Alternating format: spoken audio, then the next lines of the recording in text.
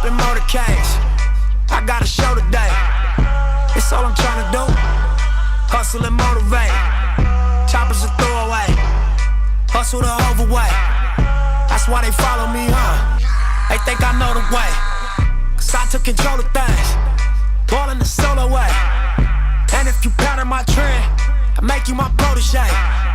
Crossing that soldier race. Niggas don't know them days. Take you in back of the buildings. Make you expose your rage. Take you across the tracks. Make you explode the face. Now you official now. But you got a soul to save. I just been cooking that new. I'm about to drop in a few. Think if I call it the great, the people gon' call it the truth. What's up, everybody? Welcome back to another episode of the Fern Podcast. You already know you got Charles in the building, you got Nick. What's going on, Nick? What's happening, everybody?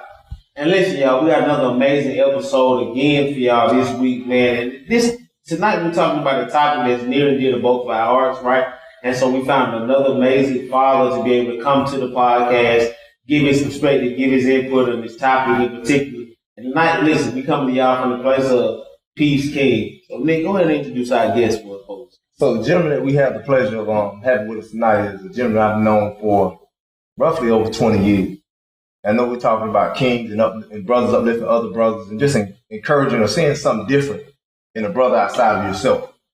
So, this gentleman, that was kind of, our connection.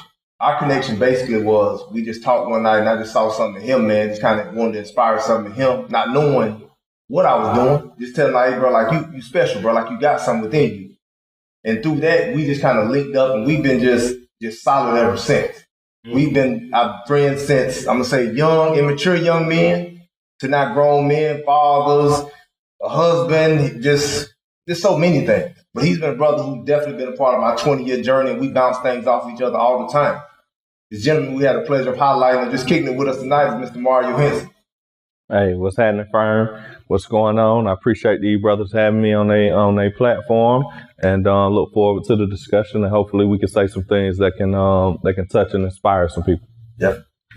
What you got, big dog? Absolutely. So we in this space tonight. We talking about Peace King, right, and what that means. And literally, we talking about uplifting one another, right? In this space of being able to support one another and uplift one another and be able to push each other to these new heights, right, in life, right? And so I'm going to just start off with this. What does it mean when we start talking about Peace King? What does it mean to see each other as royalty? What does it mean that when I see you, I see royalty, right? What does it mean when I see you, when I see royalty? And so for me, when I lead off of that, I'm saying, I think about, again, like historical reference in terms of like Buckingham Palace. And they showed us all of these things. And they showed us Queen Elizabeth and what does it mean to see royalty. And to me, that was my first example of royalty because nobody was telling me that I was royal, right? Nobody was telling me that I was an heir to the throne, that I was of a royal bloodline. And so for me, it was that historical point of reference of, okay, you got Buckingham Palace, you got the red coats, you got Queen Elizabeth, and what do they do when they see these royal people? Okay, so they take this posture of regard almost, like, boom, royalty in the space, right? And so for us as brothers, what does it mean if we begin to see each other as royalty? What does that mean? What does that look like? To me, I think it's just, honestly, just respecting your brother, bro. Just seeing greatness within this black man. Because a lot of times, again, we have not been taught that. But I think we start to view ourselves as such, and you start to view your brother as such. It, again, changes this whole thing, what we're talking about in this podcast, like fatherhood, just the community view, just so many things. Because if we see each other as royalty, we're going to move as such. And royalty has always been considered to be this top-notch thing. That's the upper echelon of everything. So I think we just have to see ourselves within our brother, bro. And have to realize through, as seeing him as royalty, one, I'm encouraging his brother, I'm inspiring his brother, I'm seeing something with him. And I may be not even knowing, again, encouraging him because me seeing him as greatness, he may start thinking, hey, damn, I'm great now. Because somebody else sees me as outside of myself. You know what I'm saying? Right. So I think that's the biggest thing with seeing your brother as royalty, bro. Just seeing him as great. Yeah. And as a black man, that level of encouragement is motivating, inspiring, and I'm going to say life-changing.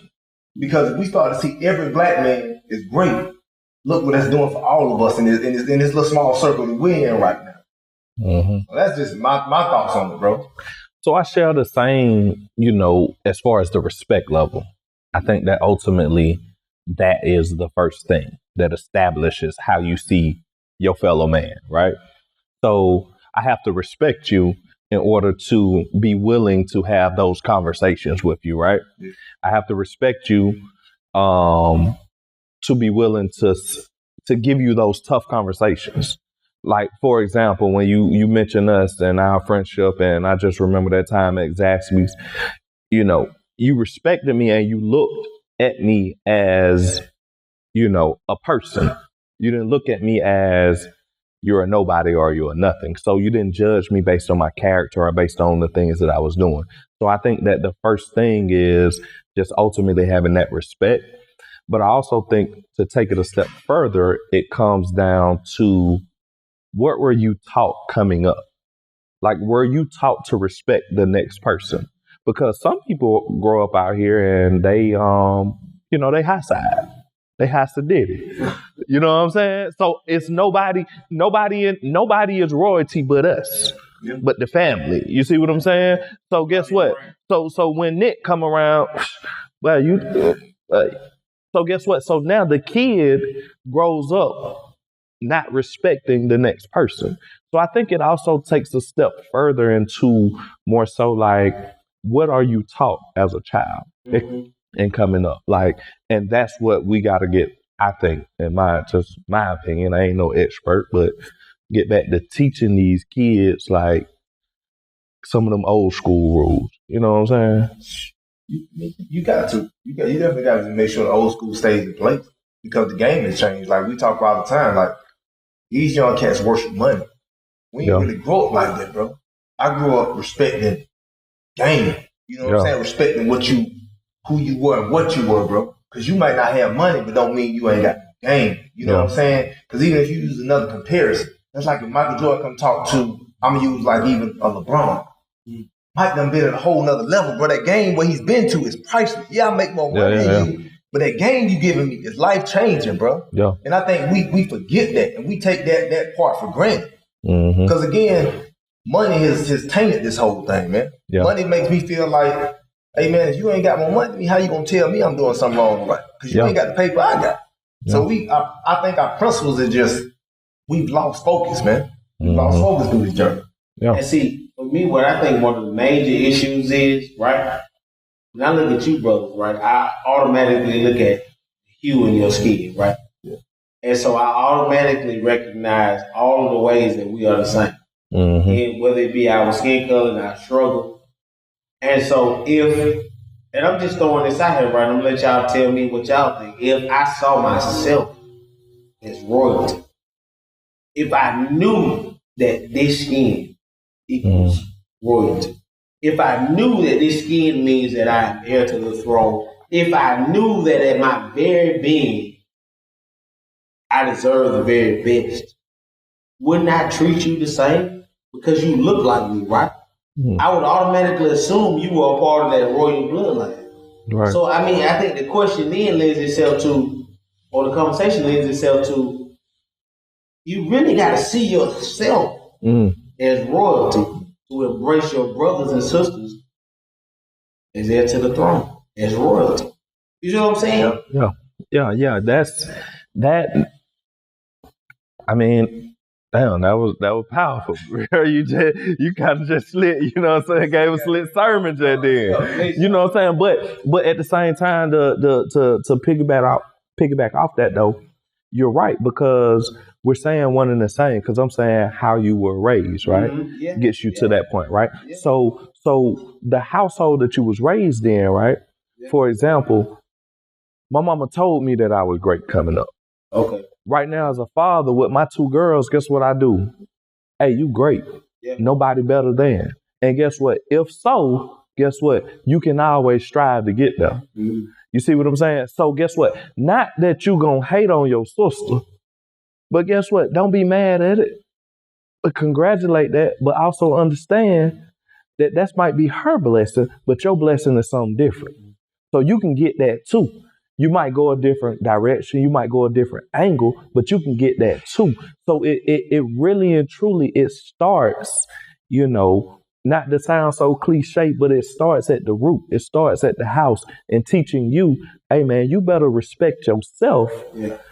Because if not, to your point, if you don't care nothing about you, you are not getting ready to care nothing about the next man out here. Like, period. You're not. You know what I'm saying? It's just, and it's great to have these conversations because I think also, we all around the same age and this whole thing with masculinity. You know what I'm saying? I can't doubt my bro. I can't tell my bro, hey bro, I love you, bro. Like that's looked at like, well, hung soft. Like, no, man, like I need to hey bro, you did good, boy, I'm proud of you. You know what I'm saying? Like my partner called me and tell me, hey, I just did such and such, you know what I'm saying? I just got the promotion. Get what, bro? I feel like I got a promotion. Yeah. You know what I'm saying? Because I'm so excited and happy for my partner. You know what I'm saying? And so we just, it's one of them difficult conversations, but this is a good conversation to have to show the world and to show people that it's okay. Like it's okay to congratulate your partner. It's okay to dap your partner up and be like, bro, you know what? Yeah. I'm gonna take you out for drinks. Or guess what, bro? Let's go celebrate, bro. Let's go eat good, bro. Just because I'm proud of what you've accomplished. You know what I'm saying? Like that's very important. Imagine what that creates. But it changed the whole thing because even like, bro, when I text you for the win-wins, I say, hey man, send me a picture of your family. First thing I hit you back and say, boy, your family, you got a beautiful family. Yeah, most definitely. I said, boy, you did a good job. Yeah. And I don't know what that did, but he said, well, I appreciate it. You know what I'm saying? That was our change. That was our take three. But I wanted to let my partner know, like, oh, I see you doing a good job. Yeah. Because for one, it's hard being a father. It's hard being a black man. It's so many times, but don't nobody tell you, damn, you doing a good job. And that little small thing of somebody saying, well, you doing a good job with your family. That goes a long way, bro, because we all want to be recognized for our work. But I just know this is my brother. And I want to, hey, man, I see you, boy. Good job. Hey, man, keep it up.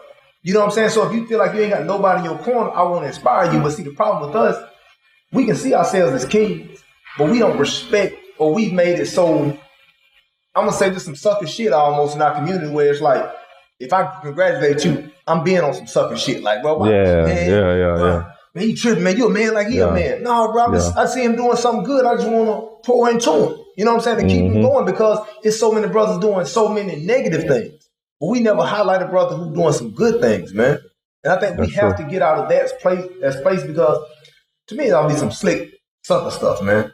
And some hating shit. Man, I'm going to give you this real quick, look. And this was a real true story right here, bro. So growing up, you know what I'm saying, had all my partners say you should come to the house. My grandma was a candy lady. We sold candy in the neighborhood, all right? So everybody used to come to my house, you know what I'm saying? Like, just being straight up, right? So I had this one partner, bro. Cool, but he was probably the most athletic dude I ever known in my life, bro, right? You know what I'm saying? I never forget, bro. My mama hugged Shawty one day. Like, cause home would always be at the house. My mama hugged Shawty one day.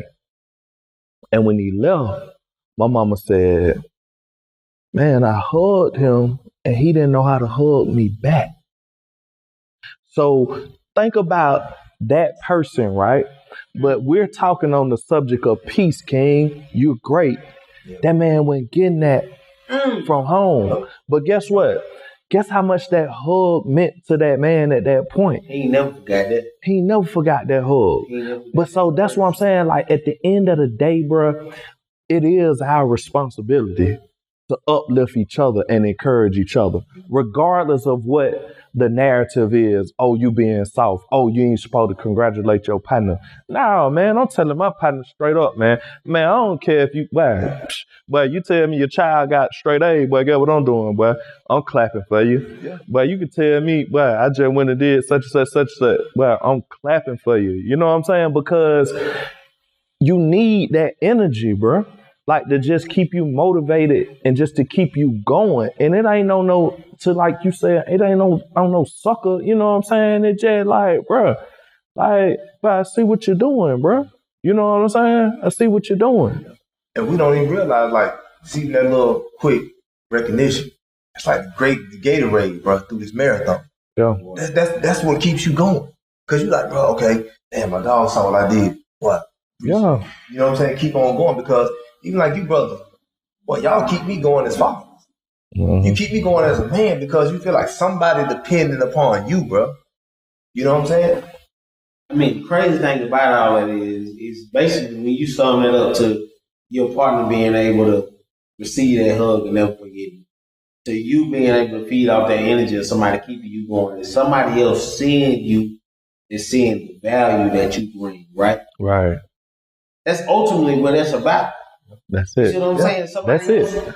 even when you at your breaking point, somebody else saying, no, bro, don't give up. You see what I'm saying? You got a little bit more to give. You know what I'm saying? You're valuable. Your story is valuable. Your being is valuable. What you bring to the conversation. Like the fact that somebody else can acknowledge that is just enough to get you over that hurdle. See what I'm saying?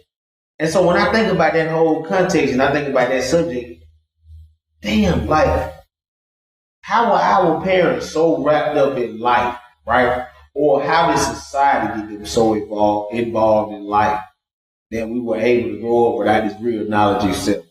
And if for y'all, if y'all journey is different, then that, you know what I'm saying, then y'all let the people know. But for me, I speak on my journey in terms of my knowledge of self and growing up without that. I didn't really see my skin as my gift. That makes sense. Like I explained that to my young ones, like this skin, like the hue, right? A lady put this game on me a long time ago. A lady doing meditation and mindfulness and all this. Human really can be broken down into human. Hue, the person with that color of skin, right? And so I equate that now to my children as this right here. This automatically gives you your rites of passage into the royal bloodline, right? This makes you special. But I didn't grow up with that knowledge of self. And so I'm wondering, like, along the way, how did I guess I speak for me, because y'all ain't shared it. How do our stories get lost to the point that we can grow up at any point in history or any point in life not fully understanding who we are and that real knowledge of self? I'm gonna let you go ahead, brother. Yeah. So hit me one. So, and it's, and I guess, growing up, here, Southwest Atlanta, and then I moved, I done lived all over this city, man. But one of the things that come to mind when you talk about that, right, you know what I'm saying, is, for those that's watching, that's familiar, it's Salem Bible Church. Okay. All right, over behind Doug High School. Yep. All right. And Jasper Williams,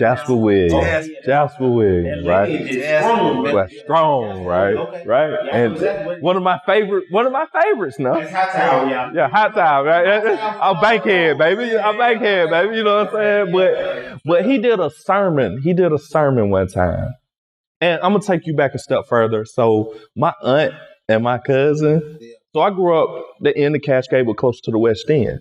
So you ride outside, it's this all day. That's West Hunter and the Shrine of Black Madonna. Yeah. It's this all day. So I remember coming up with Black Medallions, the Dwayne Wade glasses. You ride with them folk. They call them the water boys now, but see, back in the day, them folk would hit you with the Windex to clean your windshield. You know what I'm saying? Yeah. So all that right there, right? All that right there. So I grew up seeing all that, right? Okay. So growing up, it was always this on this side of the city. Like, it was always this, right? But to take it a step further, when it really connected to me, never forget, man, we went to church one Sunday, man, and he spoke about the Black lineage in the Bible. And when he spoke about that Black lineage, bro, like, I ain't gonna tell you no lie, I was all in. From there, I was like, bruh, Nobody tell me nothing, bro. You know what I'm saying? Because he broke it down and put it into perspective. You know what I'm saying? So for me, it came a little different. It came from my upbringing, and it came from me seeing it around the neighborhood that you are, you know what I'm saying? But then hearing that sermon, I still remember that sermon, and I was probably like 8, 9 years old, bro. Like that for real, bro. I was probably like 8, 9 years old, bro, and I heard that, bro. You know what I'm saying? And that kind of put it more in perspective for me. And then from there, you know what I'm saying? Like, you know, growing up over there, man, of course, the firm, we want all listeners, all races, everybody. This ain't, but I'm just speaking of my experience, right? Yeah, that's all you can do. I had never been around another race but blacks, right? Until I moved. And then when I moved, I moved to the outskirts of the city. I moved to the country, bro. To where, for real, I was really the minority, bro. Culture shock. So imagine coming up in Southwest Atlanta where it's all black and you move to Coweta County, Noonan, Georgia, and you walk in the classroom, bro, and there's 3-4 black people in that classroom. Mm-hmm. So, bro, I ain't gonna tell you no lie, but I had to be strong in what I believed in, because at that point, if I wasn't, things could have went left. You know what I'm saying? I could have really got depressed or down on myself, not thinking that I'm better than, but see, I was always taught and raised that, hey, you're great. You know what I'm saying? You're great. So that was kind of, for me, the kind of put me on the path of understanding who you are and what you represent. See, mine different though. Mine different because who let me know we were great was my grandfather. My grandfather grew up in, my grandfather was in McRae, Georgia, South Georgia, country. My grandfather was probably about 5'9", probably about $1.60. But how you get sick for? Good day. Good day. I'm talking about $1.60 on a good day, probably $1.40. But Holmes was like a little dude in a racist town. But the thing is, man, well, he ain't take no shit off nobody. Okay. He ain't take no shit off nobody. And if he walked in the spot, man, well, you'd have thought that boy was Shaq size, boy, 7 foot, man, because that was his aura. Like my grandfather will tell you this story, man, you'd be like, man, he'll tell you a story how he was the baddest thing ever, man. Then my grandma gonna sit there and co-sign. You know what I'm saying? So that was put into me like that you great because I just see this little man and everybody run, hey, Bill. My granddad had his own land. He had his own pulpwood trucks, bro. Like that's some real country stuff, bro. So my granddad pulpwood, bro. Pulpwood. He'd get up and move pulpwood every day. But just to see a black man have his own land, have his own business. Wow. You know what I'm saying? The way people respected him. I'm talking about he's in a racist town where my grandmother would get up and go clean some of the white ladies' houses, iron their linen and things of that nature. But my grandfather was still straight and strong. Like, hey, man, I got my own land. I got a couple acres over here. So he owned his own thing. So I just saw greatness in him, man. So that kind of put it in me. And that's why I even talk to my kids sometimes, I talk to people in general. Sometimes actions really do speak louder than words. That man didn't talk a lot, but I saw how he moved and I saw how everybody respected him because he had everything, man. Like my grandfather he was the man at a young age. So he put in me that I was great because growing up in those racist times, man, just seeing how people respected him and I see how, I'm going to say it this way and not to offend anybody. He didn't take no shit from a white man how he would say it. That's how he gonna tell you. But like I don't take no shit from nobody. He a man like I'm, man. He put his pants on just like I do. That was kind of his model. He put his pants on just like me. So that stood out enough for me because that was enough. That man a man like me. I'm great like he great. And I ain't gonna think no less than anything he can have, I can have it. Only thing he taught us was you gotta work a little harder. That's it. And so the crazy thing about all of this, right, is that both of y'all spoke to the examples that strengthened or taught you your knowledge yourself. I ain't really had that early on, right? I had my great grandparents and they told me about the stories of all they overcome And maybe I just didn't receive all the knowledge I was supposed to receive. But I'm gonna tell you what it did for me. The thing that did it for me is when I look at history, so to speak, right? African American history or American history, whatever you want to call it. When I look at history, so to speak, it gives all these instances of where the black man, the man of color, the brown man was targeted in all these different pursuits, right? And yet he still finds a way to overcome. So for me, that was the point of triumph when I realized, and I got to internalize the story to say, okay, and I'm gonna just tell y'all, okay, you said I came over on a slave ship, and yet I'm still here, right? I may be the minority, and yet I'm still reproducing. I'm still producing generations of children at a fairly healthy rate, right? Or you give me something and you say that the crack epidemic wiped my community out, and I hear what you're saying, and I hear all of the laws that were put in to wipe my people out, but I still see black people thriving. I still see cities like Atlanta and DC. And so all that, to me, and when I got to a certain age, I took all of that and said, damn, for a lack of a better term, this shit like the movie, like the Baby Kids, like cockroaches. It don't matter what you do. You know what I'm saying? Like, you can come to us in all these different directions, and we still find a way to get up. And so for me, that was the point. It was like, damn, it got to be something bigger than it. Yep. It got to be something placed inside of us at birth that allows us to overcome no matter what. And I'm going to tell you what finally sealed the deal. If you remember the financial crisis, right, in 2007, 2008, that type of thing, there were certain people with these certain levels of net worth. They were jumping out of buildings, committing suicide based on how the financial markets were doing. We've been broke. You see what I'm saying? Like, we've been broke before. Like, we've been at this level before. This didn't really phase us. No matter what, we gonna bounce back.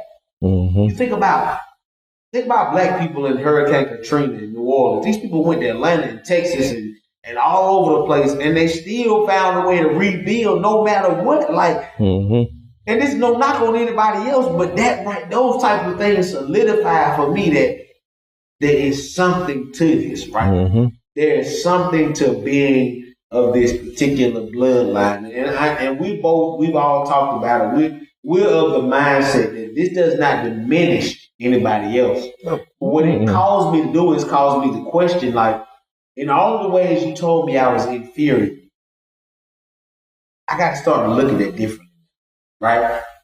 I got to start to now question and examine, damn, I can't really be less than because I done overcame way more. You know what I'm saying? Like, everything's been in their advantage, and I still find a way to come up out of it. And I don't have no better words, but if you think about the poor Maya Angelou, still I rise. Damn, that's the best way I can really put that. Like, still I rise. That's the best way to put it. Because with Skip, you can come throw a poet in there. It's like Tupac, rose grew from the concrete. Regardless of what you try to do to us, how difficult you try to make it, we gonna be good. We gonna be good, bro. Because we were a resilient people. Yeah. You can't hold us down, bro. We've had the worst, and we're gonna find a way to make the best out of it. Because even if you look at, I'm gonna use something like, we're in a healthy space now, chicken. We took something from a hog that you didn't even want to eat and made it into a delicacy, bro. No, you gotta think about all the parts that were thrown away though. From the feet to the ears, we take gizzards, to the tail, We took all of that and made it a delicacy. We took all of that and made it to the place where, damn, people want to really try this. But see, that show you up. We just gonna find greatness in anything, bro. But they try to break that. They try to break our spirit, and we can't let them do that. Well, see, with that being said, and us understanding that, right? Us understanding how resilient we are, us understanding and appreciating that. But how do we get the youth to understand their worth? To understand that it's okay to congratulate your brethren? Like, how do we say, hey, yo, man, it's cool for you to dap your bro up, bruh. It's cool for you not to, hey, your folk got a deal and you been rapping for 10, he been rapping for 2, but he just hit his deal and now he your op now. Now he not your partner no more. You know what I'm saying? Like, how do we get that point across, because we're sitting here, right? And we get it. And guess what? Though? Let's keep it pimping. It ain't just the youth. It's men our age who don't get that, right? Yeah. So what is it that you do to get these brothers to understand that it's okay? Like, it's okay. Like, listen, man, this ain't the rat race. It's enough cheese out here for everybody, bro. This ain't the rat race, bro. Like, cause guess what? When you get your little pea, but it's still a whole bunch of pieces that's left. So why you knocking me for getting my little pea, bro? Let me get my little pea, bro. But I think, again, you have to realize that, like, my grandmother was big on patience, bro. Because everything ain't for me at that time. God may be saving something big and better for me. So Exactly. I'm gonna congratulate you on your journey because that's true. you got blessed at that time. That's true. Maybe he want me to see something different to see that. And I got to be willing to play, amen. Congratulations, That's true. brother. Because you have to realize, too, the same energy you put out there, the same energy you're going to get in return. Because if I hate on you when I get my break, now the same energy comes back to me. But if I celebrate you, bro, I'm going to get that same type of energy. Now, there's probably still going to be some hate. But I know what I'm responsible for, and I want to put out better energy, man, so we can definitely receive that. But I think we have to realize and truly believe what God got for me is for me. That's the And truth. when it's going to happen, it's going to happen. You know what I'm saying? And why not want to see my brother win? Because even one point you touched on earlier, I just be feeling like this. When one of y'all win, if we're close, well, I win. Because I know you're going to tell me the story, but I'm like, damn, bro. Like, so I'm thinking in my head, like even when you became the second in command, I don't have to speak about where you work, but when you became the second in command, that's like something I say like, damn, bro. My partner in that position, what? Yeah. So I'm telling him, like, we ain't talking, say, man, we got a partner, he the second in command over at the spot. Boom, he coming, he gonna be on the show. Yeah. I'm excited because, but I can say, this is my partner. I can, and I'm talking about somebody I can really pick the phone up and call, hey, bro, what's happening? Yeah. It ain't nobody I'm telling you I know that I don't really know. Right. Somebody I know, man, and I see him winning. No. Because I too see where we came from, sit at this table to where you sit at now. And I sit back, I get joy out of that because I know where you came from. And I know where you are now. Like he's like this brother Hill. I know where he came from. And I know where he is now. Because even when I first met him, well, Holmes came with probably one of the most humble spirits I ever seen on a grown man. Well, I do whatever it takes, whatever y'all got. Well, I'm getting it. And for me, that still sticks with me now because one thing I can say about him is he's selfless. You know what I'm saying? He's selfless. It's all right, man. What am I going to do to put my family in the best position? That's some grown man shit. That ain't no little boy shit where it's like, hey, man, this ain't what I want. Hey, man, what I got to do. But I saw that. What they say, work for a t-shirt. Yeah. I'm talking about this brother hit me down. Like he said, hey, man, hey, what you got something for? Hey, you give me a t-shirt. I just want to rock what y'all got going on. But look, check this out. We just answered the question, bro. We just answered the question that we was asking. Yeah. By the statement that you just made. And that was selfless. Damn. So, in order to understand respect for our next man, for our next brother, you have to be selfless. You have to be able to put that person before you. And in other words, too, it boils down to, you know, what we call servant leadership. Yeah. I can be a leader from behind, but I can allow you to have a voice in what it is that you're trying to get accomplished. Like, I can be a leader and put it together, right, but I can allow you to provide me context on how we get there. Even though I may be the face of it, I still have allowed you to provide me context on how we get there, right? So that involves being selfless.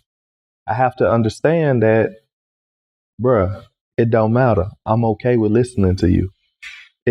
We have to get to that point where we understand that we put that person before us. And so in that same space, right, we talking about how we kind of grew up without that same knowledge of self. Now that I think all of us have reached a certain point in life, right? We've all reached this kind of certain point to where we had some conversations before we got started, right? In terms of the Malcolms and talks about Dr. Martin Luther King Jr. and talks about what this means. How does that shape now how we parent, right? Mm-hmm. Because at the end of the day, this is all about not just what we found out for ourselves, but what do we do with this information to kind of catapult the next generation. Mm-hmm. So now this knowledge of self, how does it shape how you parent? I think that's the question now is that, like, okay, so you got this now, what you gonna do? What you gonna do with it? What you gonna do? Yeah. So see, for me, the knowledge of self comes to the forefront now because I'm not I'm gonna say I'm woke, but I know who I am. And I know what I am. And like I said again, you're not gonna always get me to start of my history began to change. I feel like in my mind, I've conditioned myself, and I talk to my kids all the time about the law of attraction. I speak great things into existence. So even me, I know I'm a great. Mm-hmm. And I condition my mind to be like, bro, I'm great. I can do anything you can do. I can do more. I just have to make it work a little harder and so on and so on. So with my parenting, I encourage my children to feel like you're great. Yeah. If you look, man, I promise you, if you had a hidden camera in my home, you tell my kids all the time, you the one. You the one. Because I want them to get in their mind, I'm the one. I'm the one that can do something different. I'm the one that can be this change. Like my baby, she always talks about, hey, I want to be the first female president. I tell her she can do it. I'm not going to pigeonhole my child to saying she can't. And I think sometimes not being funny with some of our great-great-grandparents, you just didn't believe that because you didn't have that in front of you. But we've seen people break down doors for us. Yeah. Mm-hmm. So every time somebody breaks down one of those doors, I let my kids know, hey, that could be you. That could be me. That could be so. So I think with me having a true knowledge of self, it allows me to overly encourage and inspire my daughter or my children to be great. Because I don't never want them to feel like you less than. Yeah. And I'm not going to ever put them in that state. Because society tends to put, I'm going to say, I got daughters, so I'm going to speak in this space. Black women, like, you got to take this back seat. You ain't got to take this back seat, but be strong enough to be independent, but strong enough to be submissive in certain aspects too. Because I'm not going to raise my daughter to be hella independent. No, you want to be dependent too, because somewhere along this line of this journey, I don't like to talk about this, you're going to be some man. You're going to have to become submissive. Yeah. But I want you to strong enough where, hey, if you ain't in that place, you can take care of yourself. And you know how you can do it. So I think with this faith, again, teaching them you can do whatever and don't let being black hold you back. No. Yeah. I mean, I can agree what you're saying. I just think of it from the perspective of what I do with my girls, man, and it's kind of funny, you know what I'm saying? But I think it's pretty dope. But in my house, what we do, we call it Black movie nights, Black cinema nights, right? Because the movies that we grew up on, right, there's not too many of those being made, right? So the Do the Right Things, the Color Purples, the Sunset Park, and my family probably gonna laugh at me about this one because that was the one that they did not like. But I was loving Sunset Park, right? You know what I'm saying? But so I say that to say, when we talk about what are we doing for the next generation. So those are some of the things that I do. I try to give them some of the things that I had coming up, you know what I'm saying? And like I was explaining, we was talking offline, you know what I'm saying? How, the school that I went to, we had to learn, the I Have a Dream speech, you know what I'm saying? You had to learn Lift Every Voice and Sing. I can remember, taking my girls to school in the morning and putting on Lift Every Voice and Sing. Like, hey, this is what you need to know. You know what I'm saying? So I think we have to do our job in teaching. You know what I'm saying? Like straight up, we real big advocates for HBCUs in my house. You know what I'm saying? So I just did something with my daughter probably about a month ago. Hey, listen, she plays softball. Hey, look, give me 3 PWIs, but I need 5 HBCUs that you want to go to. You see what I'm saying? I need you to do the research. I need you to tell me where they at. I need you to. So I think it's up to us because, again, they're kids. They don't know. Just like we was kids. Yeah. And our parents didn't necessarily tell us, so we learned along the way. So it's our responsibility to teach them what we want them to know. Now, at some point in time, They're going to grow, get older. They're going to make their own decisions. We as parents have to be okay with what decisions they choose to make. But I also need to be okay with knowing that I gave you the game too, though. So I can't be mad that you didn't choose a HBCU if I never taught you about an HBCU. You see what I'm saying? Like, I can't be sitting up here like, why you ain't go to Clark? Why you ain't choose Hampton? But I ain't never talked to you about what an HBCU is. Like, I saw value in it. You know what I'm saying? If all I saw value is Harvard or UGA, but I never told you about, hey, these are some opportunities as well, and there's some great people that made it from these institutions. Just because you go to this institution doesn't mean that this person is better than you, right? So we have to do our job in teaching and explaining that. And if we don't, then it's our fault. At the end of the day, it's our fault. And see, it's amazing the perspective that both of y'all gave in terms of the way this shapes how you parent, right? Because for me, one of the major things I find myself doing, especially with my son, right? My son, again, is over 8. He'll be 9 this year. But one of the major things that I do with my oldest son, I should say, is that I oftentimes talk about how this will allow or will cause people to be less empathetic and less compassionate with you. Right? So I'm on my son, and see, both of y'all are girl dads. And so I'm on my son 24/7 because I'm trying to prepare him for a world that will not allow him to have an excuse. I'm preparing him for a world, and this can be harsh, right? But I'm preparing him for a space that will not care about what he didn't have or didn't understand or didn't like about a situation or what wasn't conducive to him growing, right? And because I think most of that is based on my personal experience. Mm-hmm. Like in society, as I moved around, people ain't really kind of gave a damn about like what was hard for me. Mm-hmm. And so in the way that I parent, especially for my son, like it's like I prepare him all the time. For example, quick example, like you may say something to him and he may do this thing like, and as soon as he do that, like I call it steel rain. So if you ever been around military people, like they talk about steel rain, they talk about, fire raining from the sky. You know what steel rain is basically. I call it steel rain. Like I get on him immediately. If he say, don't nobody care what you didn't do. Don't nobody care what you didn't understand. All they gonna judge you by is your action, your response, and what you did in that situation. Mm-hmm. And so for me, on one hand, I'm like, damn, okay, I pray I'm making him strong, but on the other hand, it's like, I hope I'm really giving him those keys. Because I give him that information and say, you're of a royal bloodline, but at the end of the day, based on my experience, all I can do is prepare you for a world that outside of this door, they don't give two shits about you. Mm. You see what I'm saying? Mm-hmm. And I'm always at this place of like, damn, am I getting the right balance of that? But all I can give you is my experience. Mm-hmm. That's all you can. That's all I can teach you to. But see, you raising, but again, we talking about King recognizing certain things. You raising them to understand the right things because don't nobody give a damn. Your daddy wasn't in the house. My daddy wasn't in the house. Your daddy wasn't in the house. They don't give a damn about that.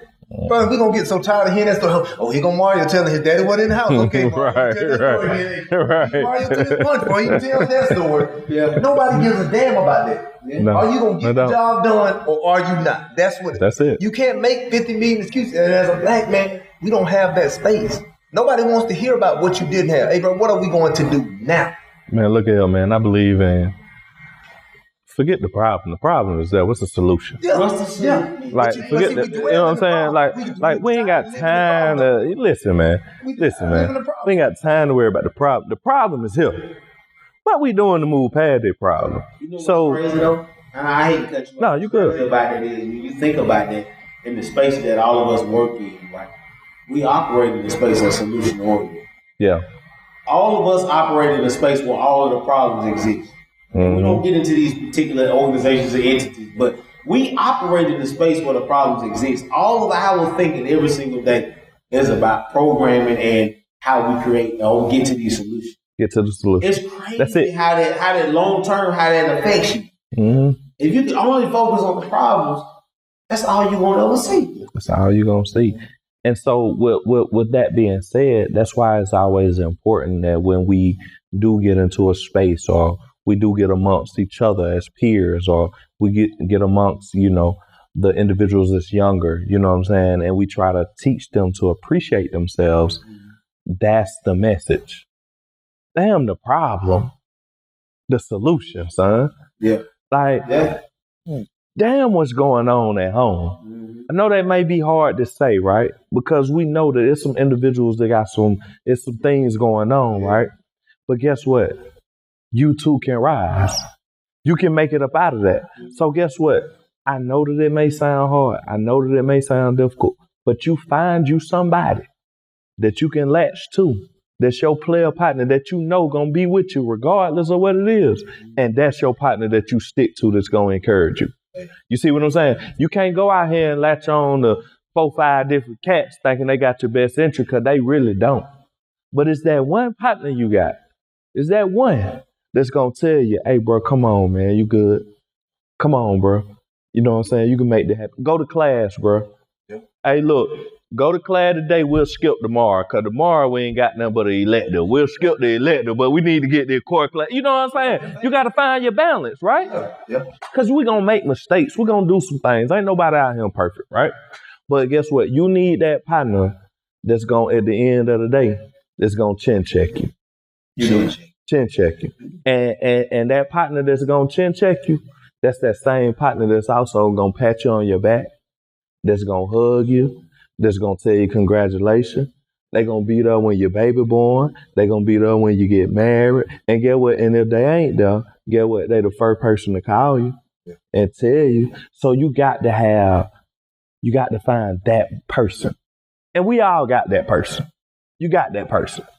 So that's the whole thing. Like, at the end of the day, to the point where Charles Wayne brought it up in the beginning, you know what I'm saying? The Peace King, like, it's all about just encouraging each other. Like, encouraging each other, uplifting each other, and understanding that, hey, I'm great, you great. You know what I'm saying? You great. I appreciate what you doing. Matter of fact, hey, what I need to do to listen. I need to listen. I need to do less talking and listen to you, because guess what? Your story gonna encourage me to even do better. You know what I'm saying? See, we gotta be at the place to see that. And see, that's like, man, that's one of the things too. We won't humble ourselves to even see that. You know what I'm saying? Okay. Because I won't humble myself to see he doing something good. Like, turn me on with this. Because even if it's something like him been kicking around stock talk. Yeah. But I don't know everything. He don't know everything. But like, okay, then what you got? Okay, because I want to learn. And so we got to humble ourselves to receive some of this stuff too. You know what I'm saying? And that's king behavior too, because you have to find a way to humble yourself. And that don't make you less of a man. Honestly, bro, it really makes you more of a man, because you're at a place where I don't know, but I know you know. So, hey, man, how did you do this? What you invest your money in to do this? And I think a real brother just going to give you that real game, man, to help you get to where you got to get to. But we have to humble ourselves. And that's a battle for a lot of us. Even when you talking about seeing your brother as a king, we think if I see you if I come to you like that, I'm less than. No, bro, I'm more than, because I can come to you and say, hey, man, I see you doing something good. So I'm encouraging you, one. Then I'm trying to get this game from you. And hopefully you're at a place to say, man, I want to give you some game too. You see something great in me, like, I'm going to share this with him. Because, bro, we all done got game from somebody, man, to get to this point. We still continue to soak it up from somebody. That's true. And what's crazy about that is, though, is that at the end of the day, we talking in this space of seeing each other's royalty, right? And Peace King, based on what you just said, it's almost like, based on my lived experiences, I got to have a certain level of empathy to see you where you are, right? I got to have a certain level of empathy, one, to understand when you make a mistake and or you don't, live up completely to what I believe or what the world should believe. But two, that same empathy applies even to my story, because if I see you and I have empathy on your journey, I know when I make a mistake, I can come to you in a space of transparency and say, hey, look, I ain't get this right. Give me a hand up. You see what I'm saying? And so when you think about that, it's like, damn, now, in order for me to really get into this space of seeing you as royalty, I got to be empathetic. You know what I'm saying? And so I guess I'm thinking in that space is like, damn, at what point or how do we get to this space of being able to be empathetic, right? And so when you think about the difference between the two, people often say, okay, for sympathy is more or less I feel sorry for you. Mm-hmm. But empathy is more or less I understand how that could be. Correct. But again, I'm gonna just keep it short from my end from that point. You got to see yourself in your brother. That's it. That's just it. Yeah, that's true. But then I'm gonna take it this way though. You know what I'm saying? There's a book out there, you know what I'm saying? Pretty good book, self-read, you know what I'm saying, good self-help book, but seek first to understand than to be understood. Seek first to understand than to be understood. Y'all listen, man. I don't even know what that book is. So I'm finna go look it up. Seek first to be understood. Seek first to understand. To understand. Than to be understood. So I need to understand you and you first before I'm trying to get you to understand me.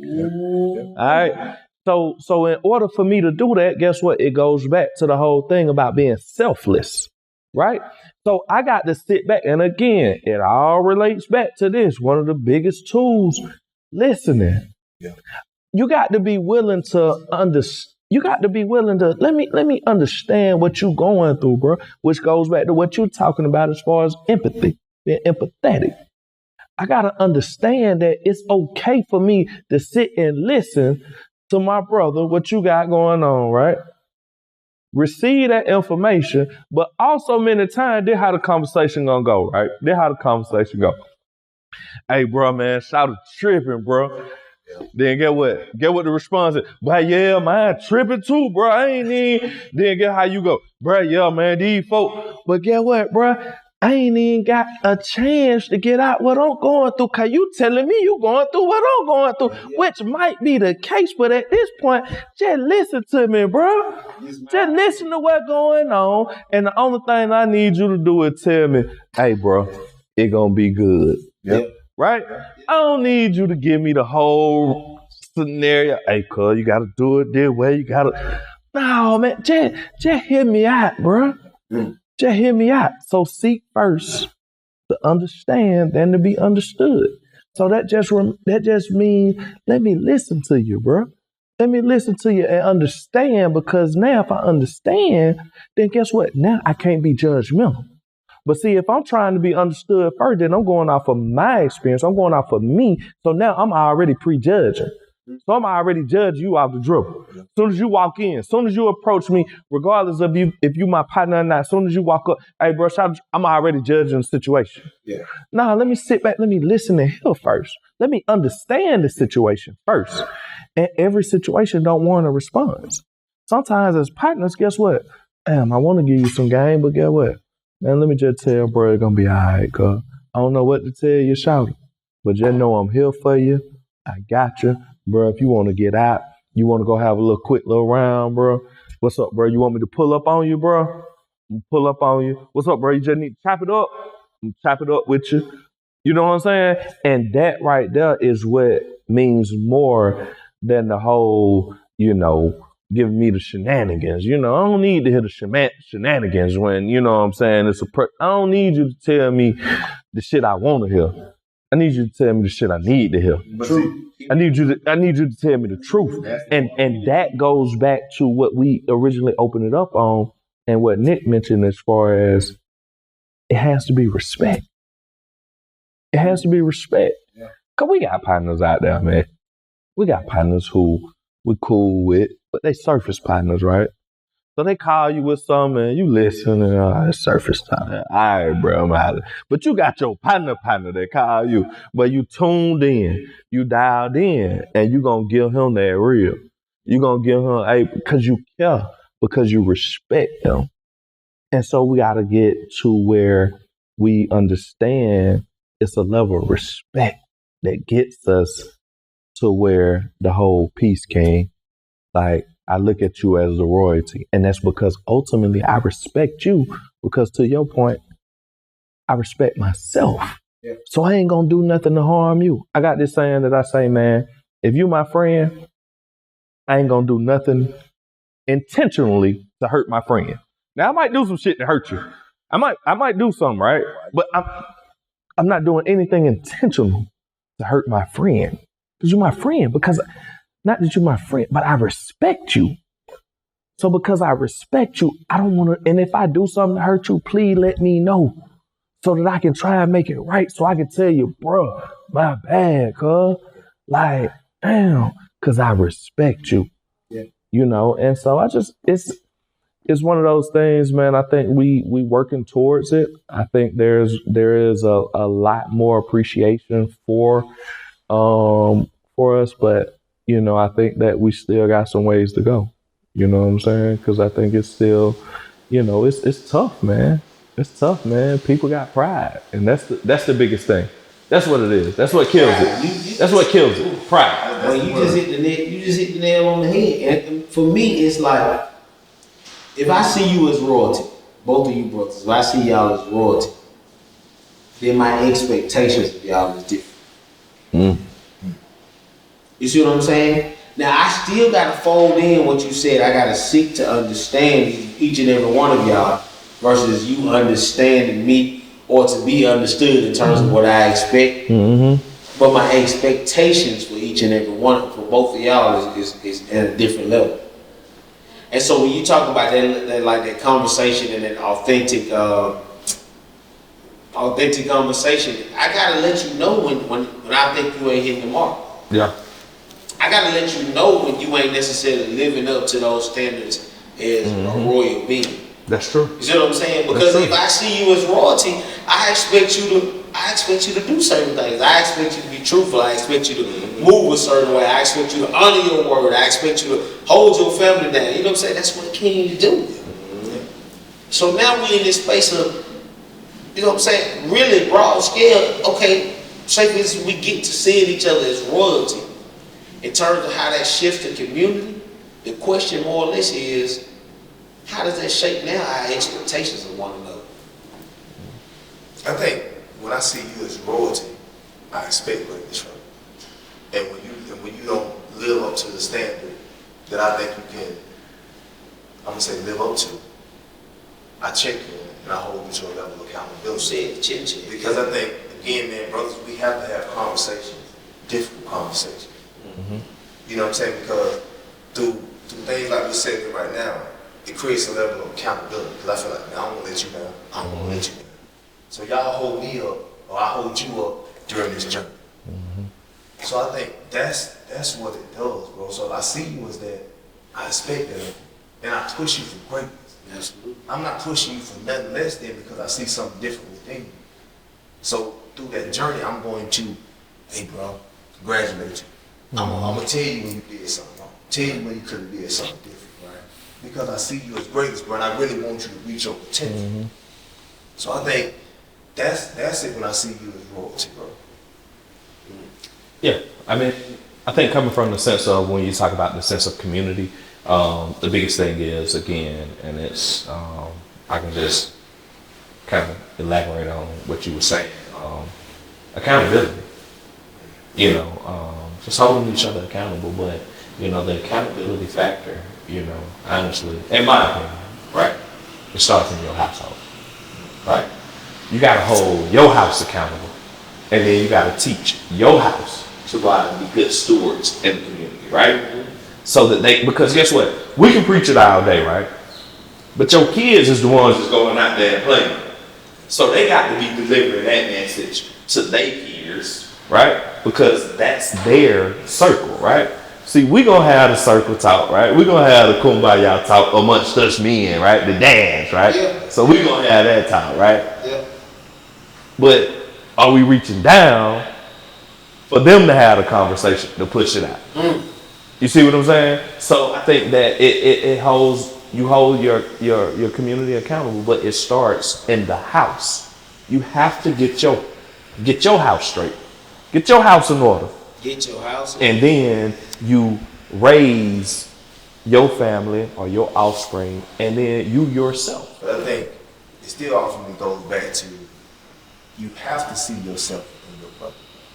Yeah, most definitely. Most definitely, man. If you see yourself within your brother, you're going to handle him accordingly. And when you see yourself in him, you're gonna treat him with a certain level of respect. You're gonna honor this brother. You're gonna uplift this brother. Because through you seeing yourself within him, you understand some of the pitfalls, some of the ups, some of the downs, some of the trials and tribulations through this journey of being a black man. So I'm gonna say mistreat you because I know what it's like. And I think we have to get to a place to where we're truly seeing you as greatness and as myself. Get what? I'm finna flip it right quick though. I'm finna flip it right now. 'Cause I hear you, and I agree with you, right? Come on with that They real. keep you pimping though, right? Come on with that real. We all about the same age, right? Yep. How you feel when you jump out at the store and bro walk up to you, hey, let me get that chain, Do you see yourself in that man? I don't. Like for real, do you see yourself in Shouter? I'm gonna tell y'all something though, right? Hey, let me get that chain, I'ma tell you know what I'm saying? Like, come on, bro. I'm gonna tell y'all something, and this is me being real. This is me giving y'all real talk, right? So the church that I go to, Okay. and the training that I get, like, Okay. we use a lot of affirmations, Okay. and I'm gonna share something with y'all that I typically wouldn't share. You know what I'm saying, from a world view, but we still alone right now, and so it's simply beloved, mighty, victorious presence of God, right? And the whole thing basically goes to being able to see God in everything, everyone, and everywhere. Okay. And so that statement, right, that affirmation, and I give it to y'all, you know what I'm saying, we can talk about that, but that statement guides my entire life and existence, right? And so that I've always been able to work in the hood. You see what I'm saying? And so, yeah, I lived that growing up, but I ain't never been the street like most people would declare people to be street, right? My grandma wasn't going for that. I remember one of the worst whoopings I got ever was because I brought you remember the little paper, the little popper? I brought a popper in the house and she told me not to. It was just the fact that she told me not to do this. And that represented me bringing something from outside into the house. And so that's probably one of the worst whoopings I got. But that statement in and of itself is what has given me, I believe, so much success. Is because when I see you, believing that I'm made in the image of God and that I am royalty, I gotta see that in you. You see what I'm saying? And so that's why when you say that statement about me personally, like I ain't gonna say I pride myself, because I'm not saying I'm invincible, but I pride myself of going to the worst stores. Like if I'm in Mechanicsville, I'm going to the green store. You see what I'm saying? If I'm in Thomasville or Four Seasons, I'm going to the gas station. I'm not saying I'm invincible. I'm always aware, but I firmly believe that I'm of the people. Like me and you are one of the same. And you feed off this energy because I already see you as a person with God. So when you come up to me, like for example, even the water boys, like, hey big bro, support the water hustle. I'm like, nah, I'm good, bro. I'm straight. I got all the water I need and I ain't got no cash for it. All they say is, I'm straight, bro. No, that's true. That's true. That's true. And I get that. Like, I'm not disagreeing because I feel the same. But I'm just saying, it's times when, and I'm keeping transparent. Yeah, you ain't perfect. You walk up on me talking about, hey, let me get that chain. I'm looking at you like, young man, why you ain't out there working, man? No. Like, you know what I'm saying? Now, like, come on, bro. Like, bro, you able-bodied and you willing, but you standing out here and you want me to give you some chain to get you a cigar? Bro, come on, bro. Let's do better, bro. Let me tell you something. You know what I'm saying? And that same breath, I never forget. You talking about the West End, I never forget us getting off at Lee Street. And the folks being right there, because they've been right there for years. Been right there for years. My dad saying, I say my dad all the time, just that easy, but my stepfather, I can never forget him saying, I ain't got no extra change. Ain't no such thing as no extra money. So when I see them brothers, I kind of have that same perspective, like, bro, ain't no such thing as no extra money. But on the flip side of that, now where I'm different is, where I know I'm different is, I feel it here. To the point where I'm like, damn, what you need though?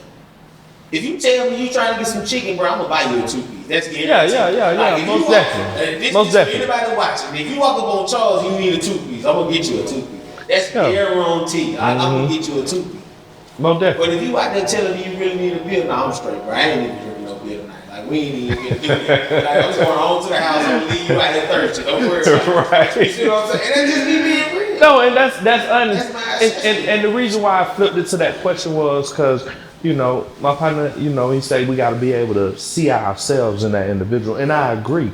But then it's also, you know, just being transparent and keeping it like, bro, like, come on, man. You got the same amount of hours I got in a day, bro. Like, bro, hold up, bro. You sitting up here on some night after one, but you want to add me for some change out the show. Hey, let me get that change. Sometimes I have a problem with that. I'm gonna be honest. But You know what I'm saying? I'm just being honest. Sometimes I have a problem. before you go, Nick, let me say this one thing. They didn't hit Jasper Week to 8.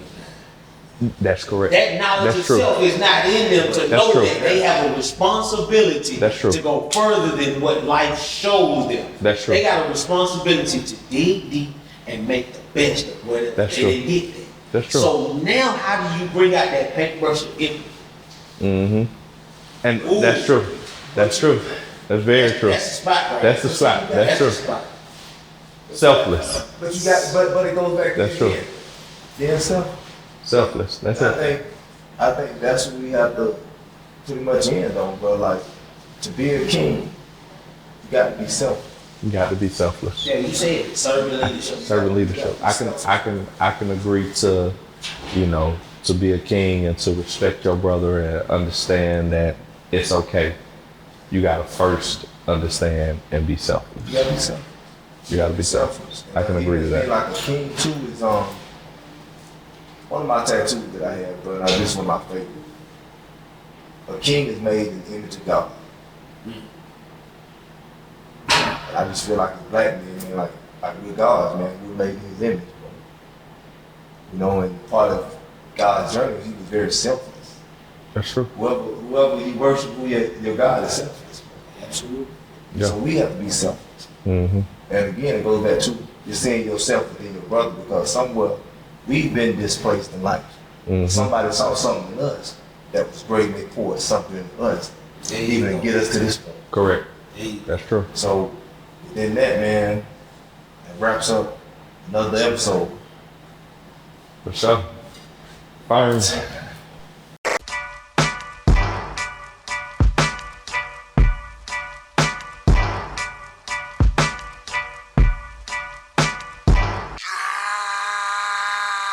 Pull up in motorcades.